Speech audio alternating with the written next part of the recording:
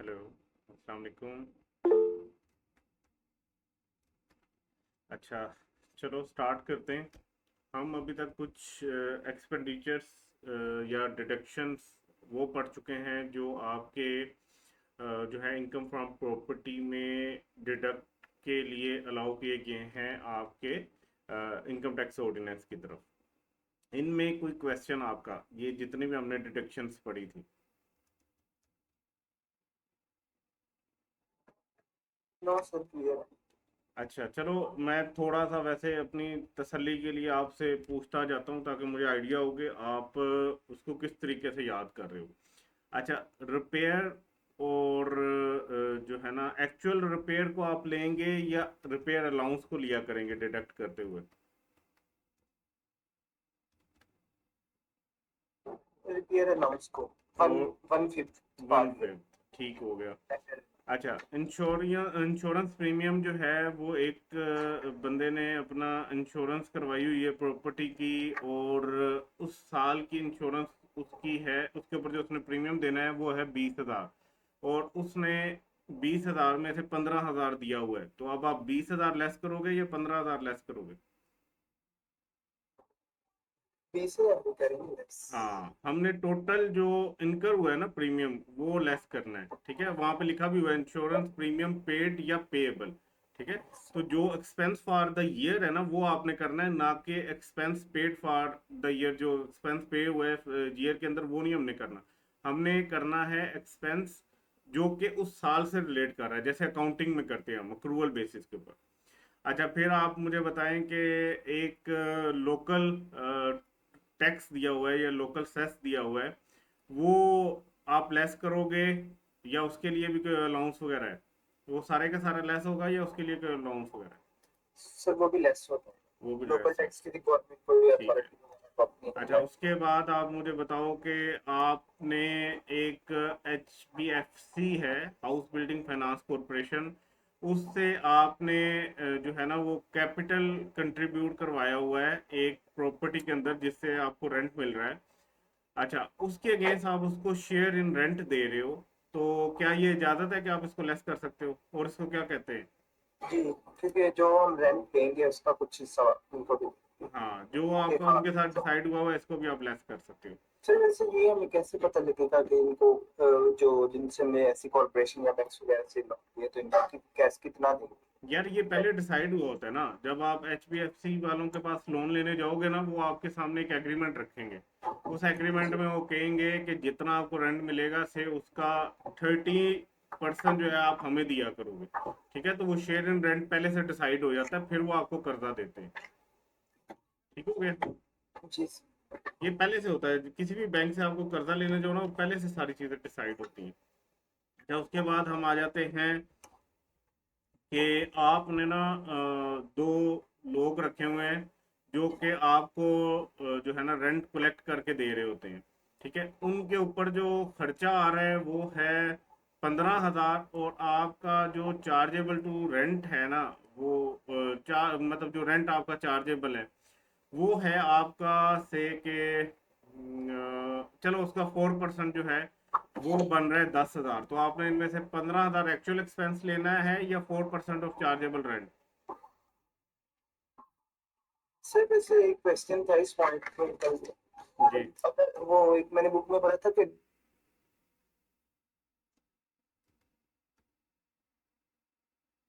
आवाज नहीं आ रही मुबीन।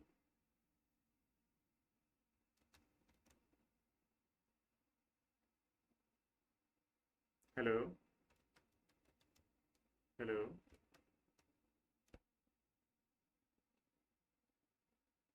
मुबीन आवाज नहीं आ रही है आपकी बेटा।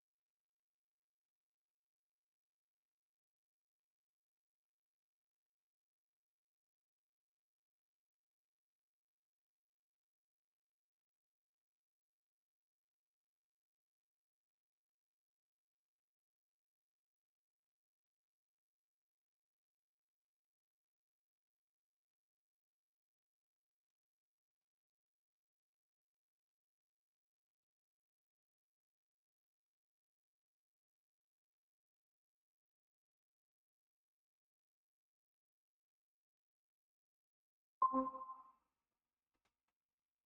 मुबीन, आप पूछो क्वेश्चन आप।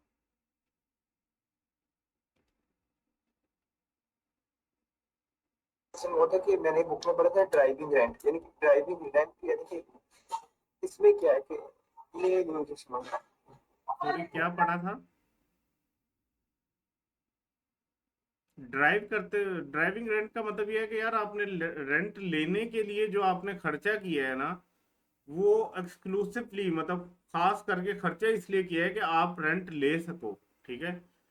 जिसमें उसकी एडमिनिस्ट्रेशन शामिल है कि आप कैसे, एक बंदा रखा हुआ है जो आपकी 5 प्रॉपर्टीज को देख रहा है, उसका रेंट कलेक्ट करता है, उसको रेंट के ऊपर चढ़ाता है।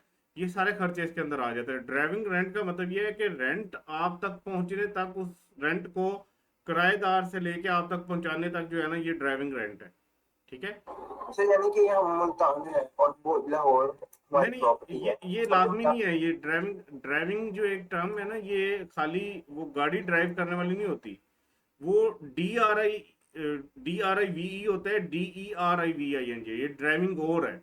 ये ड्राइविंग को अगर आप गूगल करोगे ना, तो ये एक किस्म का, मेरे ख्याल में उर्दू में अगर मैं वर्ड यूज करूँ ना, तो ये अक्स करने से मुराद है कि आपने रेंट को ड्राइव करना है। ठीक है। अब ये वो गाड़ी वाला ड्राइव नहीं है, दूसरा ड्राइव है कि किसी तरह आपने रेंट को अपने पास लेके आना है। ठीक है। आपने रेंट जनरेट करना है, रेंट कलेक्ट करना है, उसको एडमिनिस्ट्रेट करना है, ये सारी चीजें इसी के अंदर आ जाती हैं। जी सर, ठीक है। और आपके इस क्वेश्चन का आंसर है कि इसके अंदर या जो कम होगी भला वो एक्चुअली एक्सपेंस हो या 4%, हाँ, ये ये याद कवर रखना है, होती है। इसमें आपने ये याद रखना है कि यहाँ पे लोअर आप देखना है आपने कि लो कौन सी वैल्यू है, उसके ऊपर आपने जाना है, उसको डिडक्शन में से लेस करना है। ठीक है। अच्छा, फिर हमने अपने लास्ट कल जो पॉइंट पढ़े थे वो ये थे कि जहाँ पे अनपेड रेंट हो। ठीक है। अनपेड रेंट से मतलब क्या है कि जो आपको रेंट नहीं मिला और वो आपको लग रहा है कि वो रिकवरेबल भी नहीं है, इरिकवरेबल है। ठीक है। तो इस सूरत में आपने क्या करना है? दो चीजें, एक अनपेड रेंट अगर रिकवर ना हो तो फिर आप उसको एज एक्सपेंस तब यूज कर सकते हो जब 3 कंडीशंस हैं। ठीक है। वो 3 कंडीशंस जो हैं वो पूरी होंगी तो आप उसको क्या कर सकते हो, खर्चे में से लेस कर सकते हो। पहला क्या है कि आपने प्रॉपर एग्रीमेंट वगैरह किया हुआ हो और उसके बाद रेंट पे चढ़ाया हो, मतलब ये आपका जो है ना वो बोनाफाइड टेंडेंसी हो, अच्छी नीयत के साथ आपने रेंट पे दिया हो। और जो डिफॉल्टिंग टेनेंट है उससे आपने विकेट करवा ली हो प्रॉपर्टी, या स्टेप्स लिए हों कि उससे विकेट करवाई जा सके। और जो टेनेंट है डिफॉल्टिंग, वो आपकी किसी और प्रॉपर्टी को भी ऑक्यूपाई नहीं कर रहा हो, उसके पास कोई और प्रॉपर्टी भी नहीं है। ठीक है। ये पहली कंडीशन थी। सेकंड है, owner has initiated legal proceeding और he believe that legal proceeding would be useless. ये सेकंड कंडीशन थी कि आपने उसके अगेंस्ट कानूनी कार्रवाई भी शुरू कर दी हो, या आपको यकीन हो गया यार कानूनी कार्रवाई करूंगा भी तो उसका फायदा नहीं होना। तीसरा था, unpaid rent has previously been included under the head income from property. ठीक है। और उसके ऊपर टैक्स दिया गया हो। फॉर एग्जांपल, टैक्स ईयर 2022 है। ठीक है। इसके अंदर आपका रेंट बनता था से हम कहते हैं 1 लाख रुपया मल्टीप्लाई बाय 12, तो आपका रेंट कितना हो गया? 12 लाख। ये आपका रेंट था। ठीक है। ये आपने अर्न किया था। अब इसमें से रिसीव हो गया आपको से 10 लाख, सॉरी कितना बन गया, 10 लाख, 1 मिलियन। ठीक है। ये आपको रिसीव हो गया। और बाकी आपका रिसीवेबल कितना है? रिसीवेबल है आपका 2 लाख। अब मुझे बताओ कि आप 2022 में किस अमाउंट पे टैक्स दोगे? क्या टोटल जो आपने रेंट अर्न किया है उसके ऊपर, या जो रिसीव हुआ है उसके ऊपर, या रिसीवेबल के ऊपर?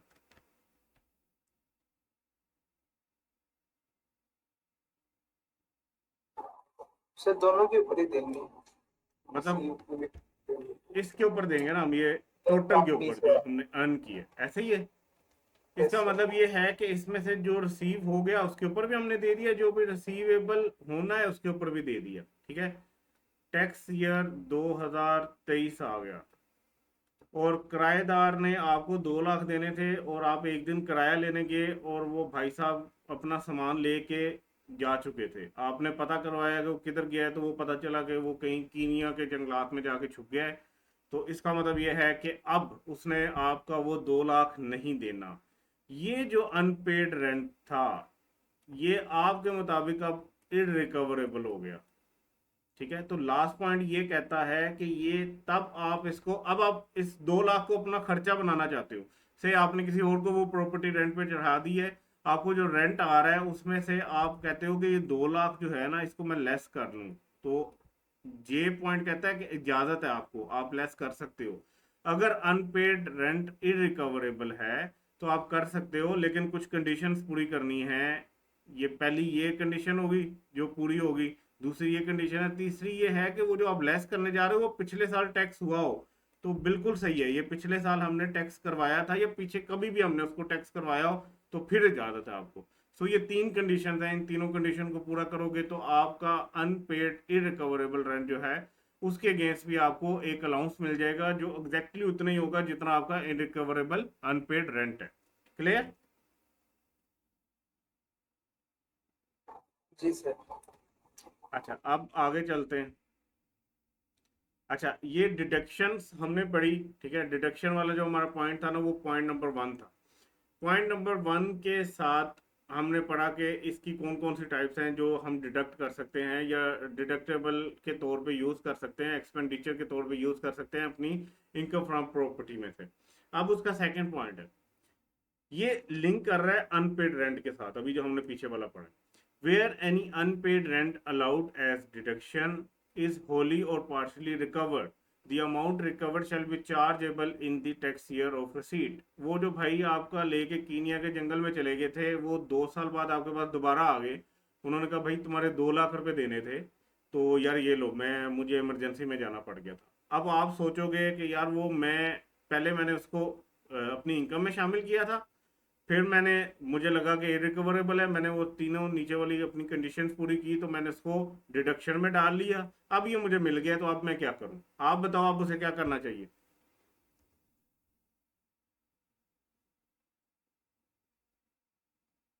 सर ये तो पिछले पॉइंट की तरह ही होगी, जिसमें वो उसको और पहले उसने कर दी थी और बाद में उसको मिल गई रिसीवेबल के, उसको बाद में मिले थे तो या उसने चार्ज पहले कर दी थी। से ये देखो, 2020 था, 2020 के अंदर आपने रेंट का जो था ना वो टैक्स की कैलकुलेशन की, तो आपका रेंट बना 100 रुपये। ठीक है, ये रेंट आपका 100 रुपये, इसमें से आपको उसने दिए 80 रुपये।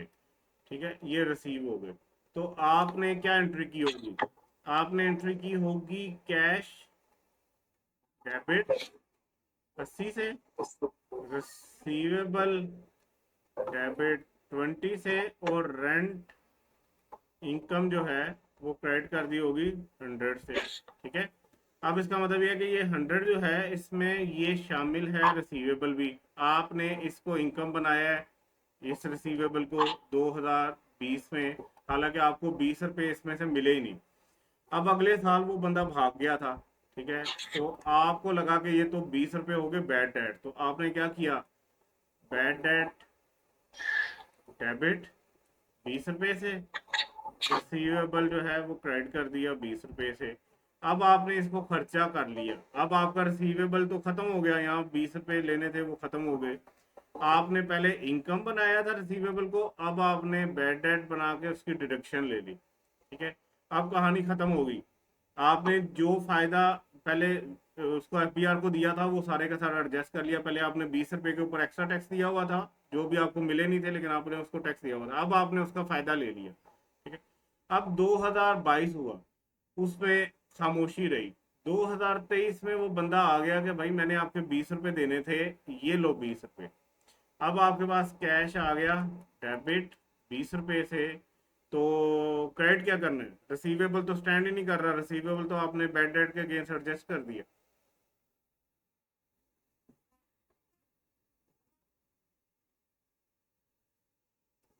क्रेडिट क्या करूँ? जी सर डेटर ही करेंगे तो। नहीं ना बेटा, डेटर क्यों करेंगे? पैसे आ गए, डेटर तो तब होता जब वो लेने वाले होते पैसे, हमने तो उसको बैड डेट कर दिया था। अभी आपकी इनकम है, देखो यहाँ पे आपने अपनी इनकम 100 बताई, जबकि आपको मिले थे 80, 20 रुपए से एक्स्ट्रा इनकम बताई, वो आपने कहा मिलेंगे। अगले साल आपने कहा कि वो जो 20 रुपए से एक्स्ट्रा मैंने इनकम पिछले साल बता दी थी और एक्स्ट्रा टैक्स दे दिया था, वो मैंने गलती कर दी थी, आप 20 से मेरा एक्सपेंस करो। इसका मतलब ये है कि इस साल जो एक्स्ट्रा थे वो इस साल आपने एडजस्ट करवा लिए। अब इस साल जो आए हैं ये आपकी इस साल की इनकम बनेगी।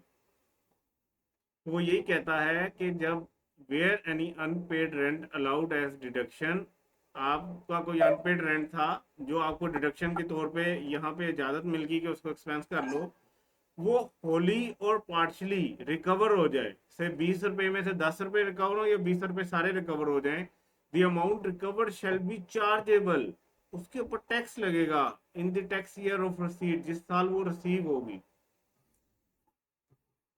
क्लियर? सही है? जी सर, सर ये जो रिसीव पे होगी जिस साल उनके रेंटल इनकम में ऐड होगी। हाँ हाँ, रेंटल इनकम ही क्या है ना ये। ओके।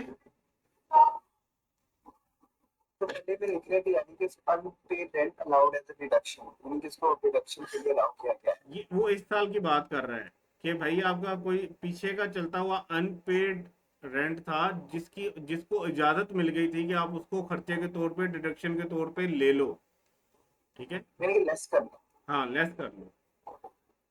आपने वो लेस कर लिया, अब बाद में वो रिकवर हो गया किसी साल में आके, तो अब आपने बेसिकली, आपका बैड डेट था वो आपको पैसे वापस मिल गए, तो अकाउंटिंग में भी आप यही करते हो कि जब वो आपको वापस मिलता है आप उसको इनकम बना लेते हो। यहाँ पे भी वही कह रहा है आपको इनकम टैक्स भी, कि जब मिले हैं तो उसको उस साल की इनकम बना लो।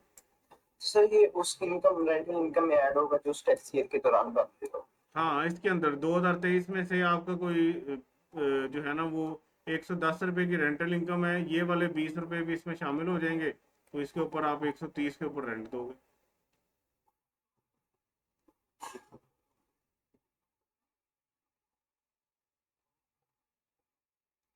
नहीं समझ आई? आ गई।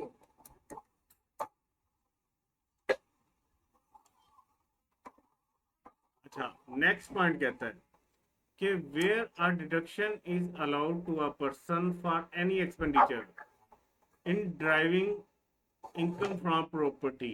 ठीक है, आपके जो जितने भी खर्चे हैं उनमें से कोई खर्चा है, ठीक है, जो आपको डिडक्शन के तौर पे अलाउ हुआ। अभी लेक्चर स्टार्ट करते ही मैंने आपसे कुछ खर्चे पूछे थे जो डिडक्शन के तौर पे अलाउड होते हैं, ठीक है, जिसमें इंश्योरेंस की अमाउंट थी, टैक्स की अमाउंट थी, ठीक है, ये सारी चीजें, ये सारे वो खर्चे उनकी बात हो रही है। तो कहता है where where a deduction is allowed to a person for any expenditure in driving income from property and the person has not paid the related liability.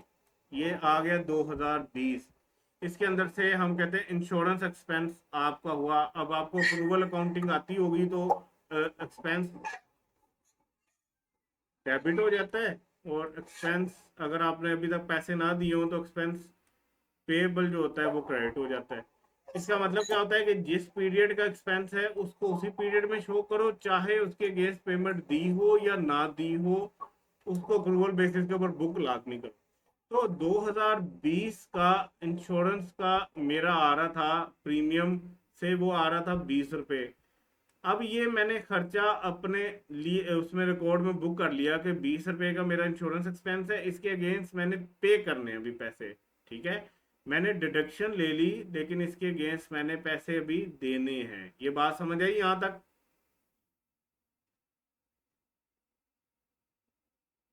Ji sir. अच्छा, ऐसी कोई लाइबिलिटी है जो आपके खर्चे से रिलेटेड है जिसको आपने डिडक्ट कर लिया अपनी इनकम से, तो अब अगर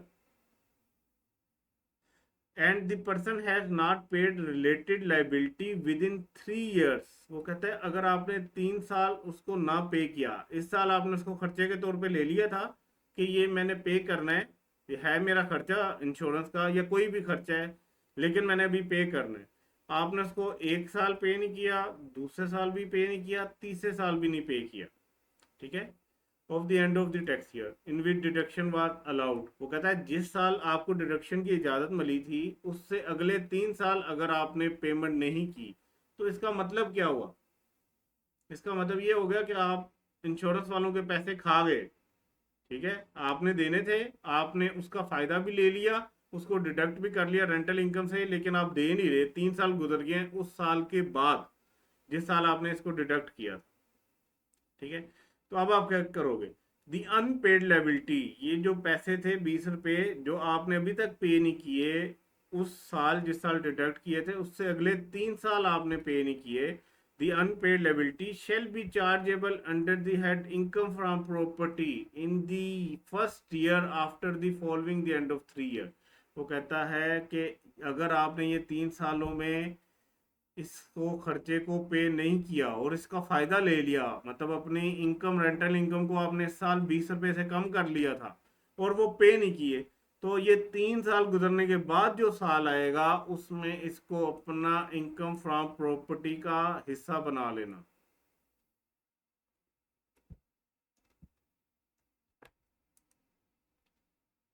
क्लियर मुबीन?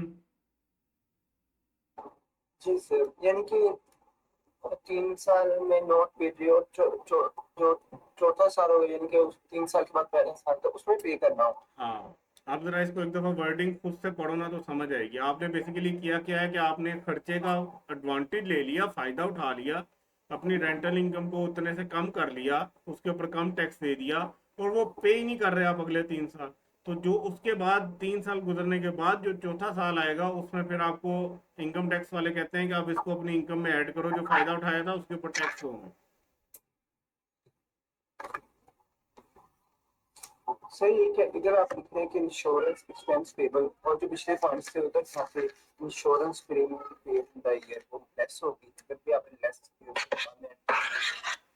वो पे करना हो। नहीं समझ आई? सर ये जो आपने वो पिछले पॉइंट्स में इंश्योरेंस प्रीमियम जो या पेड हो या पेएबल हो किसी बिल्डिंग वगैरह पे जिसको इंश्योर करवाई तो वो लेस हो जाएगी ना? हाँ जी, लेस हो जाएगी। तो इसमें ये भी पहले डिडक्शन से करिए तो बाद में उसको 24 में पे करना। देखो बेटा, बात ये है कि लेस करने की इजाजत आपको एफबीआर क्यों दे रहे हैं या इनकम टैक्स वाले क्यों दे रहे हैं? वो कहते हैं यार ये आपका खर्चा है, अगर आपने पे किया है या पे करना है तो इसका फायदा ले लो, इससे अपनी इनकम कम कर लो। अब मसला ये है कि आपको इजाजत तो है, आप यहाँ पे कर रहे हो, उसी डिडक्शन वाले पॉइंट के हिसाब से आप यहाँ पे डिडक्ट कर रहे हो। मसला आता है इस साल के बाद। वो जो डिडक्शन वाले हैं वो तो हर साल की बात होती है ना कि हर साल में कितना खर्चा हुआ है, कितना डिडक्ट करना है। जैसे प्रॉफिट और लॉस जो होता है, आपको पता होगा अकाउंटिंग के अंदर आपने पढ़ा है प्रॉफिट एंड लॉस, उसमें हर साल के जो खर्चे होते हैं वो उस साल में बात हो रही होती है, और अगर कोई खर्चा रह गया तो वो आपकी लायबिलिटी में शो हो रहा होगा। अब आपने यहाँ पे डिडक्शन ले ली, जैसे वो उस टाइम है कि इंश्योरेंस एक्सपेंस जो है वो इंश्योरेंस प्रीमियम पेड या पेएबल उसको आप डिडक्ट कर सकते हो, वो आपने कर लिया, यहाँ पे कहानी खत्म होगी। मसला तब बनता है कि आपने पे करना था और आपने अगले 3 साल में उसको पे नहीं किया। भाई अगर आपने पे ही नहीं करना था तो आपने फिर उसको डिडक्ट क्यों किया? ठीक है, आपने तो एक्स्ट्रा अनफेयर फायदा ले लिया ना। तो अब वो कहते हैं अब उसको इनकम बना लो अपनी।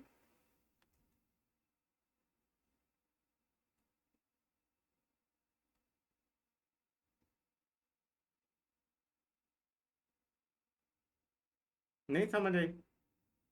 हाँ ये सर, वैसे अगर पेपर में इस तरह का पॉइंट दिया होगा तो पेंशन होगा कुछ कंडीशन वगैरह इसके साथ। देखो ना, आपको अगर पेपर में वो क्वेश्चन देगा ना तो वो आपको बता रहा होगा इसके साथ डिटेल में कि भाई ये आपने इस साल में इसकी डिडक्शन ले ली थी और ये 3 साल गुजर गए हैं अभी तक आपने वो पे नहीं किया, तो अब ये 2024 की हो सकता है वो आपसे वर्किंग करवा रहा हो और 2024 में कोई इधर का खर्चा बता रहा हो कि आपने 2020 के अंदर एक डिडक्शन ली हुई है लेकिन अभी तक आपने पे नहीं किया, तो आपने अब यहाँ पे उसको इनकम का पार्ट बनाना है, तो वो आपको बताएगा पूरी कहानी। तो फिर सर ये 2024 में ऐड होगा हाँ जी, इनकम में हो और जाएगा ना। अगर इसने सिर्फ 1 साल के पूछा हो तो फिर लेस कर सकते हैं। नहीं समझ आई क्या कह रहे हो? सर ये यानी कि पहले इसने 2020 का और उस पे डिडक्शन लिया है 2024 का करना हो तो फिर वो ऐड हो जाएगा इंश्योरेंस। देखो, अगर आपने ये 2020 में जो डिडक्शन ली थी 20 रुपए देने थे, ये अगर आपने 2021 में पे कर दिए तो फिर तो कहानी खत्म, फिर तो बात ही खत्म ना। आपने पे करने थे, आपने पे कर दिए, उसका फायदा भी उठा लिया आपने 2020 में। मसला तब है जब आप उसको पे ही नहीं कर रहे और एफबीआर वालों को लग रहा है कि यार इसने गलत डाले हुए हैं ये वाला खर्चा, इसने पैसे पूसे कोई नहीं देने, इसने अपना इस साल की इनकम कम करने के लिए खर्चे इसमें डाले थे ताकि इसको टैक्स कम देना पड़े। तो फिर वो कहते हैं कि भाई 3 साल गुजरने के बाद उसको इनकम में ऐड करो। बात पिक कर रहे हो कि नहीं कर रहे? समझ आ गई है, फिर वो जो पॉइंट है वो कंफ्यूज कर रहे कौन सा पॉइंट? हैं, इंश्योरेंस प्रीमियम पेड और पे। यार वो जो हमने खर्चों में पढ़ा था, डिडक्शंस में पॉइंट नंबर 1 में पढ़ा था, ये तो पॉइंट नंबर 3 है ना। पॉइंट नंबर 1 में जो डिडक्शंस में पढ़ा है उसकी बात कर रहे हो। जी सर, ठीक है।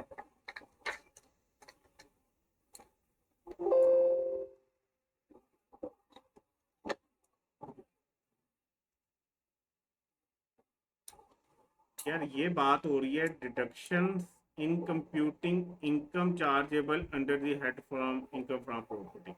ये बात हो रही है कि 2020 में आपने अपनी इनकम फ्रॉम प्रॉपर्टी में से कौन कौन से खर्चे लेस कर सकते हो।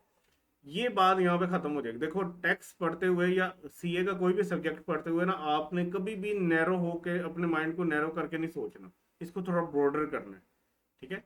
और एक टाइम पे एक कॉन्सेप्ट को जब दूसरे कॉन्सेप्ट के साथ लिंक करोगे ना, तो उसको उसी हिसाब से सोचना है कि भाई जो मैंने वो पढ़ा था वो इस पर्पस के लिए था, ये उसके साथ लिंक हो रहा है लेकिन पर्पस चेंज है। अब ये हर साल की बात कर रहा है कि जब आपने इनकम फ्रॉम प्रॉपर्टी हर साल की कैलकुलेट करनी है तो उसमें से कुछ खर्चे लेस करने हैं। वो खर्चे कौन कौन से हैं, ठीक है। वो कहता है following deduction shall be allowed under the income from property. Number 1 वो कहता है in respect of repair of building and allowance equal to 1/5 will be 1/5 of the rent chargeable to tax. वो कहता है 1/5 जो है वो जिस साल की वर्किंग कर रहे हो उसकी इनकम में से 1/5 जो है वो रिपेयर के तौर पे निकाल दो, ठीक है। इसमें तो पे और पेबल वाली बात ही नहीं है। अगले पॉइंट में वो कहता है इंश्योरेंस प्रीमियम पेड और payable in the year to insure the building. वो कहता है इस साल आपकी 2020 में आपकी इनकम फ्रॉम प्रॉपर्टी है 1 लाख, ठीक है। और कोई और खर्चा नहीं है, सिर्फ आपके पास जो है ना वो इंश्योरेंस प्रीमियम है आपका, जो कि टोटल है इंश्योरेंस प्रीमियम, जिसके अंदर पेएबल भी है और पेड भी है, ठीक है। वो कहता है कि वो आपका है 10,000 का। 10,000 में से 5,000 अभी स्टिल आपने देना है, 5,000 आप दे चुके हो, ठीक है। अब ये बात हो रही है 2020 की, और ये सारी प्रोविजंस डील कर रही हैं कि 2020 की या किसी भी एक साल की इनकम में से कौन से खर्चे लेस करने।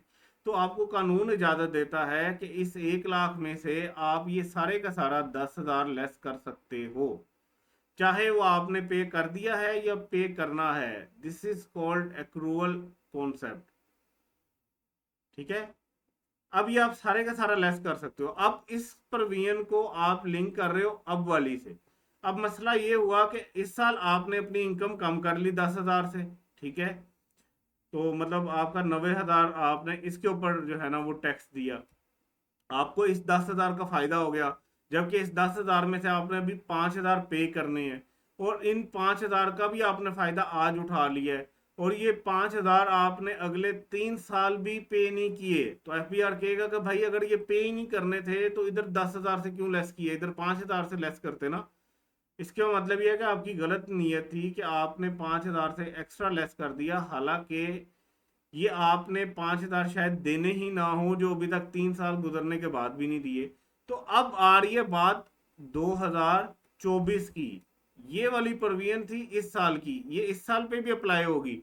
इस साल भी आपका जो प्रॉपर्टी की इनकम होगी से वो है 2 लाख रुपए, यहाँ पे वो आएगी, उसमें से लेस करोगे ये सारे एक्सपेंसेस जो हम इस प्रोविजन के अंदर पढ़ के आए हैं। शायद इस साल भी आप कोई इंश्योरेंस का एक्सपेंस यहाँ पे लेस कर रहे हो, से 10,000 लेस कर रहे हो, लेकिन आपके पास एक अमाउंट आ रही है 5,000 की, जो आपने पिछले 3 साल गुजरने के बावजूद नहीं पे की, तो उसको वो कहता है यहाँ पे ऐड करो अपने 2 लाख के साथ।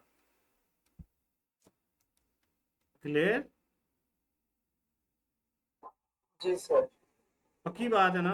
अब मैंने इसको सारे को लिंक करने की कोशिश की है कि ये वाले जो खर्चे हैं ये तो हर साल के लिहाज से आपने देखने हैं। और अब जो हम इस वक्त प्रोविजन पढ़ रहे हैं वो एक स्पेसिफिक केस की है कि जिस केस में आपने कोई खर्चा करना किया, उसको क्लेम कर लिया आपने, मतलब उसको जो है डिडक्शन के तौर पे ले लिया है, लेकिन उसको आप पे ही नहीं कर रहे। तो उसकी क्या, वो कहता है कि उसको अगर आपने पे नहीं करना तो भाई फिर उसको अपनी इनकम का पार्ट बनाओ।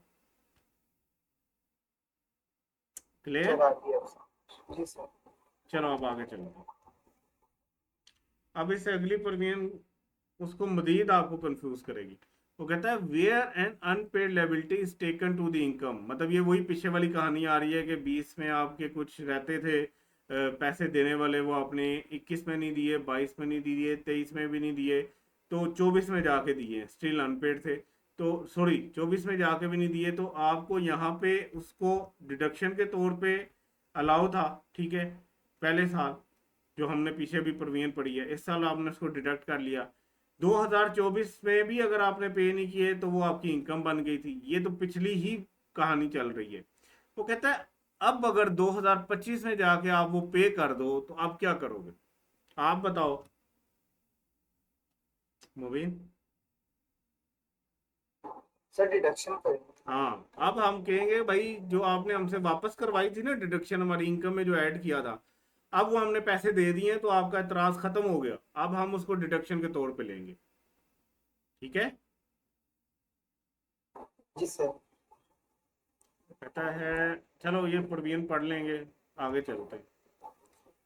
Any expenditure allowed as deduction under this head shall not be allowed under any other head। वो कहता है अगर कोई आपने इनकम फ्रॉम प्रॉपर्टी के अगेंस्ट खर्चा, अभी जो हमने पूरी एक लिस्ट पढ़ी थी, वो इनकम फ्रॉम प्रॉपर्टी में से लेस कर लिया, तो अब उसको इनकम फ्रॉम बिजनेस में से लेस ना करने लग गया ना। एक खर्चा एक जगह से लेस होगा, एक खर्चा या तो प्रॉपर्टी के लिए हो सकता है, या बिजनेस के लिए हो सकता है, या सैलरी के लिए हो सकता है, या अदर सोर्स के लिए हो सकता है, बार बार रिपीट नहीं होगा वो। ठीक है? इसकी एग्जांपल मैं आपको देता हूँ कि आपने ना रेंट पे प्रॉपर्टी दी हुई है, ठीक है, उस रेंट का दो हिस्से हैं। एक है बिल्डिंग का रेंट, वो है 10,000 रुपये, और एक है सिक्योरिटी गार्ड, उसके आप पैसे लेते हो 5,000 रुपये, तो टोटल आप रेंट लेते हो 15,000। ठीक है, अब मुझे बताओ ये बिल्डिंग वाला किस हेड में जाएगा और ये किस हेड में जाएगा? तो दोनों एक ही हेड में जाएंगे तो लिखा। गलत। याद नहीं है यूटिलिटीज? सर बिल्डिंग वाला तो उसमें जाएगा इनकम फ्रॉम प्रॉपर्टी में, और बाकी जो यूटिलिटीज का मुझे कुछ इनकम है वो फ्रॉम वो अदर अदर सोर्स। सोर्स में। ठीक है, अब ये आपका रेंट आ रहा था 15,000, उसमें से ये इधर चला गया, ये इधर चला गया, और आप ना इसके ऊपर इंश्योरेंस का प्रीमियम दे रहे हो 5,000 रुपया। ठीक है, तो आप 5,000 को इधर लेस कर लेते हो 10,000 में से, ठीक है, खर्चा डिडक्शन के तौर पे। तो कहता है अगर इधर लेस कर लिया ना तो उसको इधर भी ना लेस कर लेना, ये तो डबल हो जाएगा ना, डुप्लीकेशन ऑफ एक्सपेंस हो जाएगी। तो कहता है एक हेड में जिसको आपने डिडक्ट कर लिया उसको दूसरे हेड में ना करना, मतलब इनकम फ्रॉम प्रॉपर्टी वाले हेड में जो खर्चे आपने डिडक्ट कर लिए हैं उनको किसी और हेड में भी जाके ना कर लेना, एक खर्चे से डबल फायदा नहीं उठाना। आगे है deduction which are not allowed under the head income from business. अब जैसे हम इनकम फ्रॉम प्रॉपर्टी वाला चैप्टर पढ़ रहे हैं, इसी तरह हमने एक चैप्टर पढ़ना है इनकम फ्रॉम बिजनेस। उसमें एक लिस्ट दे दी गई है खर्चों की जिनको कहा गया है कि ये अलाउ नहीं होंगे, इनको क्लेम करने की इजाजत नहीं है, इनको डिडक्ट करने की इजाजत नहीं है। अभी क्योंकि हमने वो चैप्टर नहीं पढ़ा तो अभी आपने बस इतना याद रखना है कि वो खर्चे जो बुरे खर्चे हैं जिनको हमारा इनकम टैक्स कहता है कि ये खर्चे आपको डिडक्ट करने की इजाजत नहीं है इनकम फ्रॉम बिजनेस में, उनको आपने इनकम फ्रॉम प्रॉपर्टी में से भी नहीं करना। जो वहां पे गंदे बच्चे हैं वो इनकम फ्रॉम प्रॉपर्टी में भी गंदे बच्चे हैं, उनको यहाँ पे भी लेस करने की इजाजत नहीं है। ठीक है, बस अभी इस पॉइंट को इतना ही याद रखना है। सर ये एक बार फिफ्थ बात करवाइए। कौन सा? ये फिफ्थ पॉइंट। Fifth point? यार फिफ्थ पॉइंट कहता है कि आपका एक बंदा है, उसकी 10 जगह से हेड ऑफ इनकम से इनकम आ सकती है। फॉर एग्जाम्पल मैं हूँ और मेरी इनकम फ्रॉम से प्रॉपर्टी भी आ रही है 100 रुपया, इनकम फ्रॉम बिजनेस भी आ रही है 100 रुपया, इनकम फ्रॉम अदर सोर्स भी आ रही है 100 रुपया, ठीक है, और इनकम फ्रॉम सैलरी भी आ रही है 100 रुपये, 100 रुपये, ठीक है। तो ये सारे मिला के ना मेरी को बन रही है वैसे देखा जाए तो 400। लेकिन इन सारों में जैसे हमने प्रॉपर्टी में पढ़ा कि रेंट के अगेंस्ट कुछ खर्चे लेस करने की इजाज़त है, बिजनेस में भी वो इजाज़त है, अदर सोर्स में भी आप खर्चे लेस कर सकते हो। तो मैंने इंश्योरेंस पे किया अपनी बिल्डिंग का, वो मैंने यहाँ पे 10 रुपये लेस कर लिए और ये मेरी बच गई 90। अब मैं ये जो 10 रुपये मैंने इनकम फ्रॉम प्रॉपर्टी में से लेस किए हैं, डिडक्ट किए हैं, इनकी डिडक्शन की है, ये 10 रुपये मैं इसमें से दोबारा से नहीं डिडक्ट कर सकता, ना इसमें लेके जा सकता हूँ ना इसमें लेके जा सकता हूँ। समझ रहे हो? जो खर्चा एक हेड ऑफ इनकम में आपने क्लेम कर लिया, डिडक्ट कर लिया, वो किसी और हेड ऑफ इनकम के अगेंस्ट नहीं करोगे।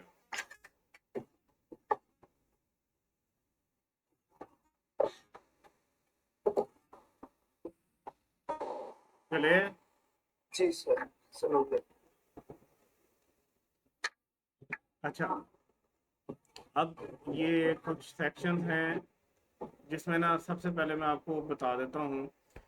कुछ ना जब आप प्रॉपर्टी रेंट पे लेने जाते हो ना या रेंट पे दे रहे होते हो तो आपसे ना एडवांस मांगा जाता है, एडवांस रेंट, ठीक है, पता है ना? जी सर। ये एडवांस रेंट दो तरह का हो सकता है, एक हो सकता है एडजस्टेबल, एक हो सकता है नॉन एडजस्टेबल। एडजस्टेबल का मतलब क्या है और नॉन एडजस्टेबल का मतलब यह है कि आप प्रॉपर्टी खरीदने गए, आपको बताया गया कि भाई रेंट आपका मंथली होगा 10,000 का, ठीक है, और आपने हमें एडवांस में रेंट देना है या सिक्योरिटी डिपॉजिट देना है, ठीक है, दोनों तरह से हो सकता है। अच्छा, ये जो सिक्योरिटी डिपॉजिट है वो कहता है ये आपने देना है 1 लाख रुपए, ठीक है, ये आपका क्या है, डिपॉजिट है।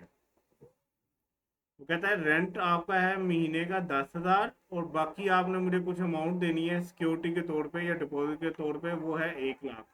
अब ये दोनों तरह का हो सकता है, 1 लाख हो सकता है आपकी उसके साथ बात हुई हो कि ये जो 1 लाख मैं आपको दूंगा ना ये आपने अगले 10 महीनों के अंदर एडजस्ट करना है।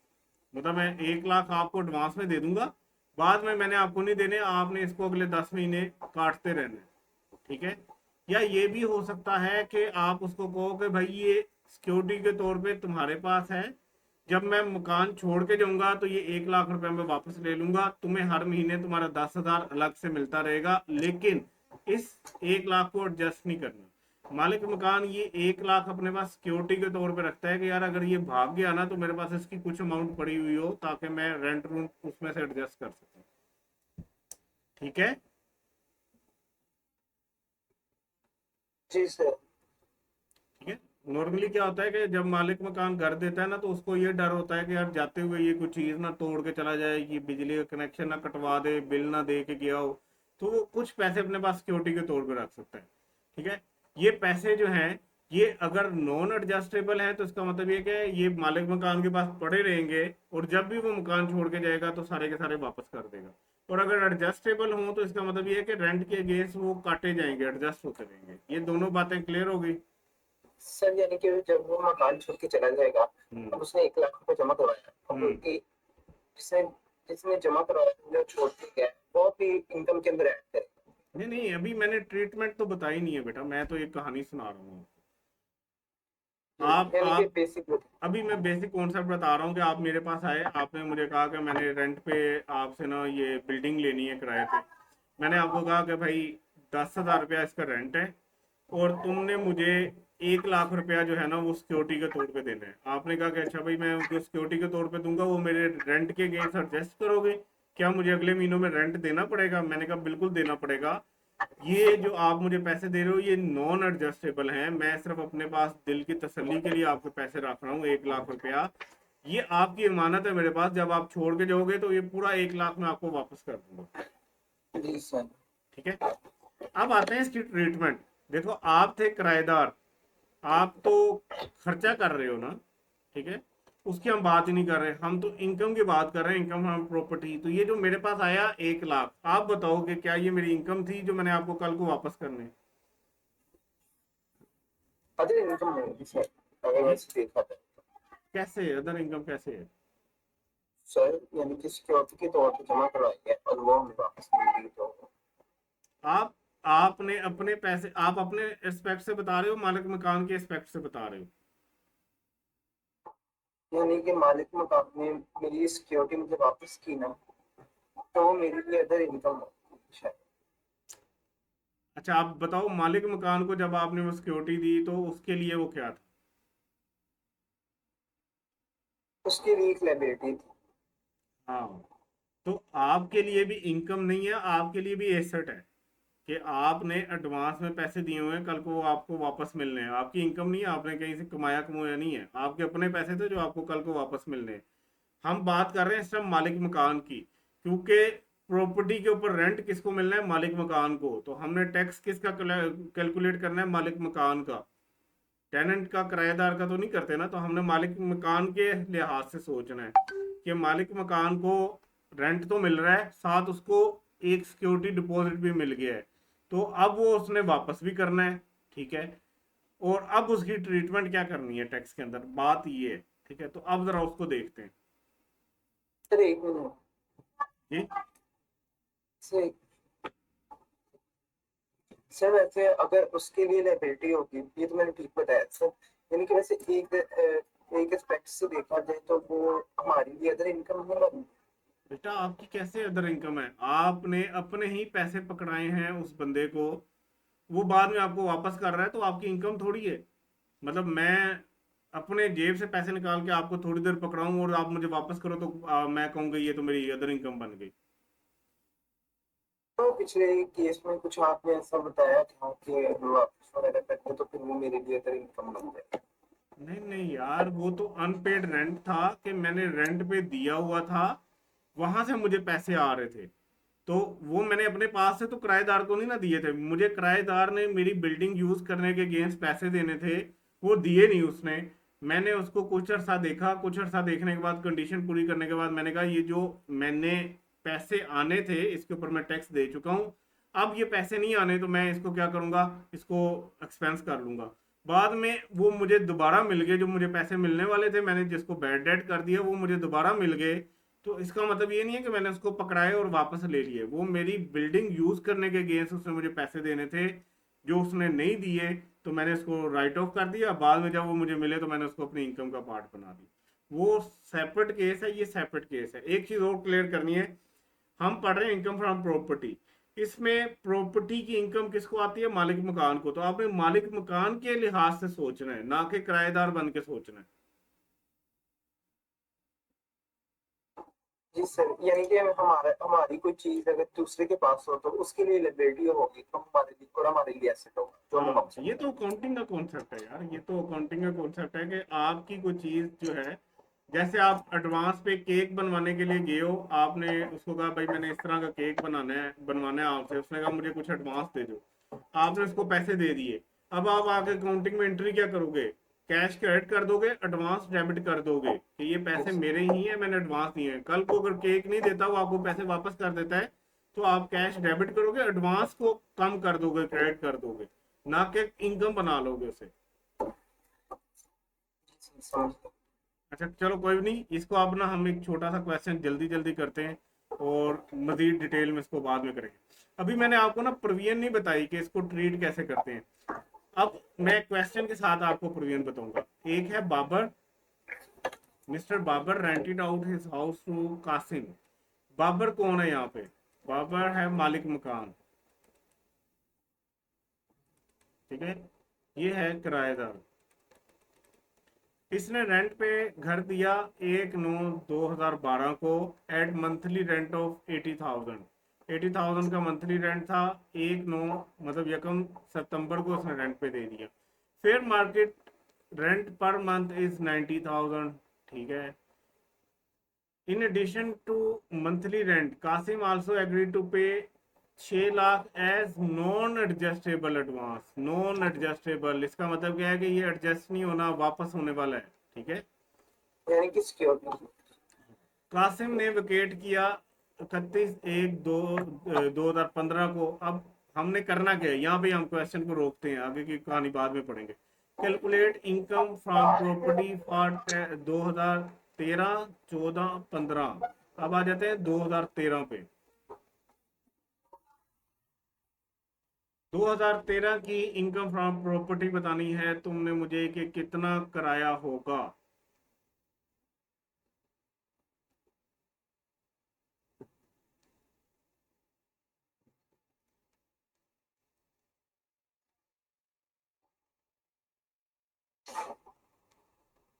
सर ये वैसे जो अगर इनकम फ्रॉम प्रॉपर्टी में भी ये पेड्स है, इनको भी टैक्स ईयर के लिहाज से देखना है जो उनके एंडिंग पर है।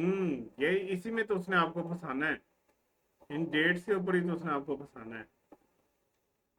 पहले मुझे ये बताओ 80,000 लोग हैं या 90,000 लोग हैं? जो ज्यादा होगी वो ये 90 90,000। अब मुझे बताओ कितने महीने रेंट पे दी है?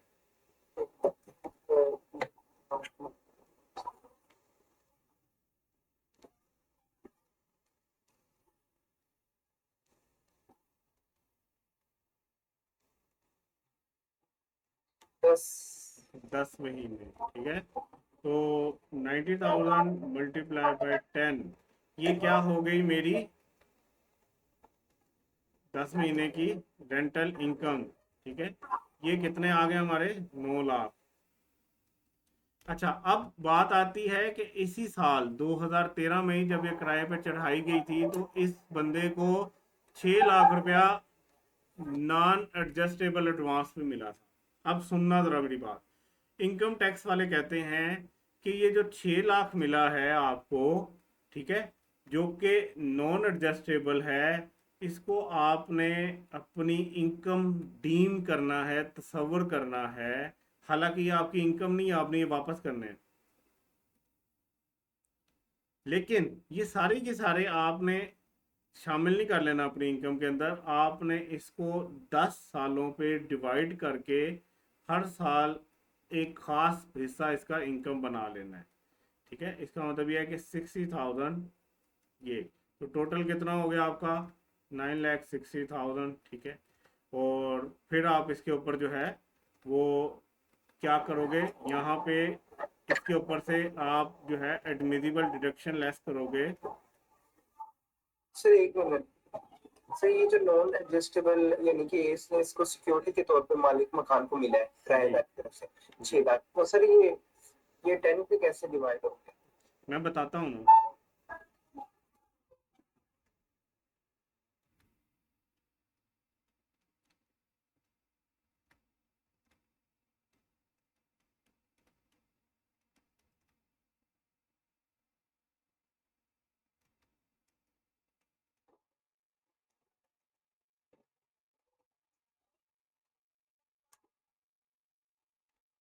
यार आपका कानून जो है ना वो आपको कहता है कि देखो आपको कोई बंदा पैसे दे रहा है, ठीक है, और वो पैसे आप अपने सेविंग अकाउंट में शायद रख दो या कहीं पे इन्वेस्टमेंट कर दो, उसके ऊपर आपको कोई ना कोई फायदा तो होगा ही होगा, ठीक है। वो फायदा जो है उसको टैकल करने के लिए आपका कानून कह रहा है आपको, मतलब इसके पीछे अगर वो जस्टिफिकेशन कोई ना भी बनाई जाए ना, तो कानून आपका कहता है कि जो भी नॉन एडजस्टेबल आपका होगा ना एडवांस, उसको आपने 10 पे डिवाइड करके हर साल अगले 10 सालों तक ना उसको हर साल जो है ना वो करते रहना है, अपनी इनकम का पार्ट बनाना है।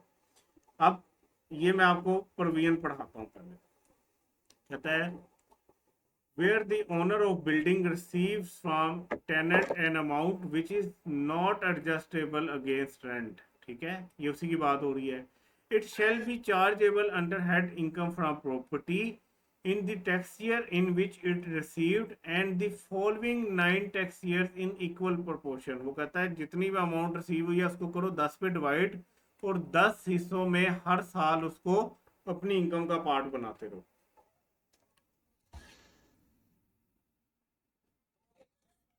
जी सर। सर अगर क्वेश्चन में अगर सिर्फ उन्होंने एक साल कैलकुलेट की हो।